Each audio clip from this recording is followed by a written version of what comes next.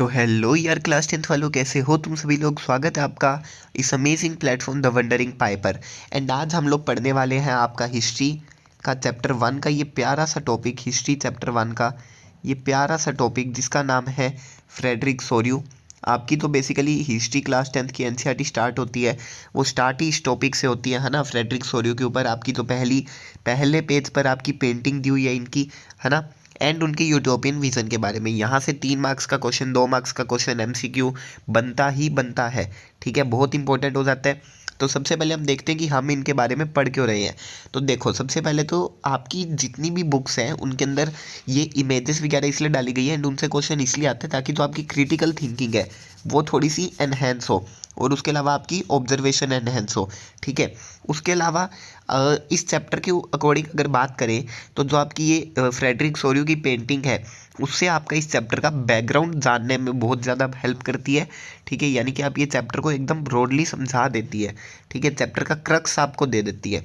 और उसके अलावा आपको मार्क्स लाने हैं तो भैया पढ़ना तो पड़ेगा, ठीक है, ठीक है। अच्छा, ये भाई साहब है हमारे फ्रेडरिक सोर्यू, इनका नाम है फ्रेडरिक सोर्यू, है ना। स्पेलिंग देख लेना यार, क्योंकि स्पेलिंग के वैसे मार्क्स कटते नहीं है, पर कभी कभी अगर एग्जामिनर का मूड खराब हो तो वो काट भी सकते हैं, ठीक है। फ्रेडरिक सोर्यू, तो सबसे पहले इनके बारे में पढ़ते हैं, कौन थे ये, है ना। फ्रेडरिक सोर्यू वो फ्रेंच आर्टिस्ट, ये एक फ्रेंच आर्टिस्ट थे जिनकी इमेजेस प्रोमिनेंट हो गई थी, यानी कि काफ़ी ज़्यादा पॉपुलर और काफ़ी ज़्यादा इंपॉर्टेंट बन गई थी फ्रेंच नेशनलिज्म की मूवमेंट में, ठीक है। उनकी 4 पेंटिंग्स की कलेक्शन थी, उसका नाम आपको एनसीईआरटी में दे रखा है, ला रिपब्लिक यूनिवर्सले डेमोक्रेटिक एट सोशियले, ठीक है।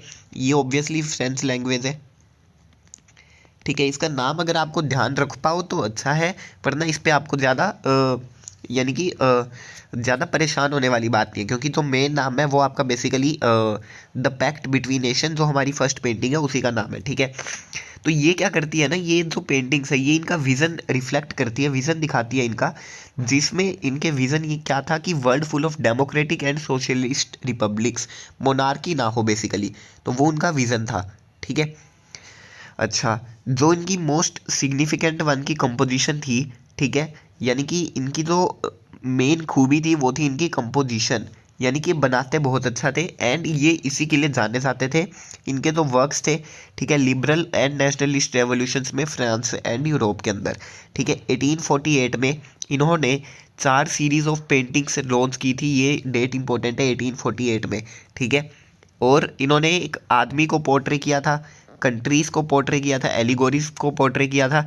इन्होंने अपनी ड्रीम को विजुलाइज किया था, यानी कि इमेजेस में उतार दिया था डेमोक्रेटिक वर्ल्ड की ड्रीम को। इन्होंने एक ऐसे वर्ल्ड की चाह की थी, ऐसे वर्ल्ड का सपना देखा था जो डेमोक्रेटिक हो, ठीक है। ये पेंटिंग है, इस पेंटिंग का नाम क्या है, पेंटिंग का नाम है द पैक्ट बिटवीन नेशंस। ये नाम आपकी रग रग में बसा होना चाहिए, द पैक्ट बिटवीन नेशंस। ये बेसिकली आपका इस पेंटिंग का नाम है एंड ये आपको याद होना चाहिए, ठीक है। पेंटिंग को थोड़ा सा देख लेते हैं। ये स्टैचू ऑफ लिबर्टी बनाया है भाई साहब ने, है ना, ये स्टैचू ऑफ लिबर्टी है, ठीक है। ऊपर एक एंजल, ऊपर आप काफ़ी सारी एंजल्स देख सकते हो, है ना, जो फ्रेटर्निटी को झलकाते हैं। यहाँ पर देख सकते हो अलग अलग कंट्रीज़ के लोग स्टैचू ऑफ लिबर्टी के पास में आ रहे हैं, जो कि उसकी इनको फ्रीडम दे रही है। एंड नीचे देख सकते हो कचरा दिखाया गया है, तो ये कचरा क्या है, ये है मोनार्किस्ट, ये है मोनार्क लोगों का सिस्टम, ठीक है। अच्छा, अब एक एक करके इसके एलिमेंट्स को थोड़ा सा ध्यान से देख लेते हैं, एलिमेंट्स ऑफ द पेंटिंग। तो सबसे पहले यूटोपियन विज़न, यूटोपियन विज़न को हम लास्ट में भी एकदम अच्छे से पढ़ेंगे, ठीक है। पहले देख लेते हैं इनकी पेंटिंग से इसका क्या मतलब है। तो जो सोरियो की पेंटिंग है वो उनके विज़न को डिपेक्ट करती है, यानी कि उनके विज़न को दिखाती है एक ऐसे वर्ल्ड की जो बना हो डेमोक्रेटिक और सोशल रिपब्लिक से, ठीक है। एक ऐसे वर्ल्ड की ड्रीम को दिखाती है जो बनाओ सोशल और डेमोक्रेटिक रिपब्लिक से, ठीक है। इन प्रिंट्स को यूटोपियन इसलिए कहा जाता है क्योंकि ये fraternity among the Nations of the world को झलकाती है, ठीक है, इसीलिए इनको यूटोपियन कहा जाता है। यूटोपियन का क्या मतलब होता है, एक ऐसी सोसाइटी जो इतनी अच्छी हो कि वो एग्जिस्ट ही नहीं कर सकती। अच्छे से मैं आपको बाद में बताऊंगा लास्ट में वीडियो के, ठीक है। उसके बाद में कुछ एलिगोरीज है वीडियो के अंदर, ठीक है। सोरियो की पेंटिंग फीचर एलिगोरीज जैसे कि नेशंस और आपके आदमी, ठीक है। उसके अलावा statue of liberty main element है। फर्स्ट प्रिंट है जो आपका पैक्ट बिटवीन नेशन जिसके बारे में हम पढ़ रहे हैं, उसके अंदर क्या है, पीपल फ्रॉम यूरोप अमेरिका एक लॉन्ग ट्रेन के अंदर, यानी कि एक लंबी लाइन के अंदर स्टैचू ऑफ लिबर्टी के पास में आ रही है एंड उसको होमेज दे रही है, यानी कि उसको इज्जत दे रही है। ठीक है, और जो स्टैचू है वो एक टॉर्च ऑफ एनलाइटनमेंट, यानी कि एक टॉर्च को होल्ड कर रही है स्टैचू। आप देख सकते हो पेंटिंग के अंदर ये जो उसने टॉर्च होल्ड कर रखी है ना, एक टॉर्च ऑफ एनलाइटनमेंट होल्ड कर रही है। And charter of rights of man, यानी कि आदमियों के राइट्स का चार्टर अपने दूसरे हाथ पर। ठीक है, अच्छा उसके बाद में कुछ शैटर्ड इंस्टीट्यूशंस है। शैटर्ड इंस्टीट्यूशंस क्या है? जो ये आपका कचरा पड़ा है, यानी कि ये शैटर्ड इंस्टीट्यूशंस है। किसके? The remains of absolutist institution are shown broken and shattered on the earth, यानी कि जो भी रिमेन्स है एब्सोल्यूटिस्ट इंस्टीट्यूशन के, यानी कि मोनार्क लोगों के, ठीक है, मोनार्की सिस्टम के, वो टूट चुके हैं और धरती पर बिखर चुके हैं। सिंबलाइज क्या कर रहे हैं? End of conservatism and absolutism, यानी कि कंजर्वेटिव्स की जो दुनिया थी उसको ख़त्म हो चुका है, एंड एब्सोल्यूटिज्म यानी कि मोनार्किज्म, ये चीज़ें भी ख़त्म हो चुकी है। ठीक है, वो ये चीज़ दिखा रहे हैं। अच्छा उसके बाद में क्राइस्ट, सेंट एंड एंजल्स, जो आप ऊपर देख सकते हो है ना, ये सारी चीज़ें। ठीक है, ये सब क्या दिखा रहे हैं? This figure symbolizes fraternity among people, यानी कि लोगों के बीच में सद्भावना दिखा रहे हैं ये। ठीक है, अच्छा आपको ये नोट्स की पीडीएफ डिस्क्रिप्शन में मिल जाएगी। डिस्क्रिप्शन में आपको टेलीग्राम चैनल का लिंक मिलेगा, उसको ज्वाइन कर लेना, वहाँ पर पीडीएफ अपलोड कर दी जाएगी। सॉरी। अच्छा पेंटिंग की बात करते हैं, the pact between the nations. Painting का नाम है, ये आपकी रग रग में बसा होना चाहिए, यहाँ से एमसीक्यू बन सकता है, तो आप फ्री का 1 मार्क्स गवाओगे अगर आपको इसका नाम याद नहीं है। ठीक है, जो फ्रेडरिक सोर्यू थे आपके, एक फ्रेंच आर्टिस्ट। ये जो क्वेश्चन आते हैं ना सारे, ये देखो ये ऑलमोस्ट 7 से 8 पेज की पीडीएफ है ना।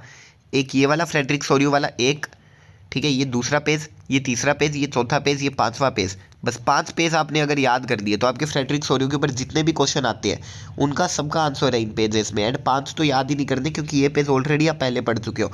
ठीक है, फ्रेडरिक सोर्यू, उन्होंने 4 पेंटिंग बनाई थी, उनको डेमोक्रेटिक एंड सोशल रिपब्लिक्स नाम दिया था। ठीक है, 1848 के अंदर। The pact between the nations, जो कि आपकी टेक्स्ट बुक में दी हुई है, वो उन्हीं 4 में से एक पेंटिंग थी जो उन्होंने बनाई थी।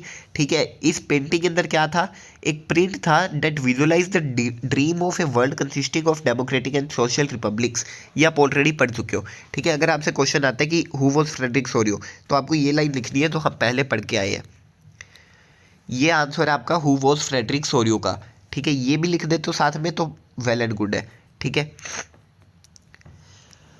अच्छा ठीक है, अगर पेंटिंग को एक्सप्लेन करने के बारे में आए तो आप ये लिख सकते हो, एंड जो हम आगे फीचर्स पढ़ेंगे वो लिख सकते हो, है ना। ये भी फ्रेडरिक सोर्यू की पेंटिंग के बारे में ही है। ठीक है, तो बस क्वेश्चन की लैंग्वेज चेंज कर देता है, आपका आंसर सेम ही रहने वाले।